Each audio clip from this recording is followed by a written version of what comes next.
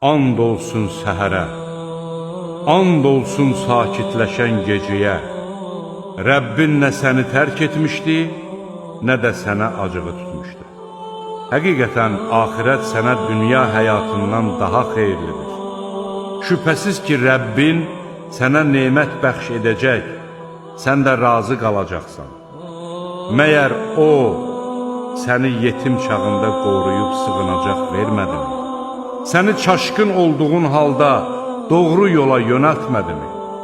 Biz yalnız sənə ibadət edir və yalnız səndən kömək diləyirik. Kasıb olduğun zaman səni varlandırmadımı?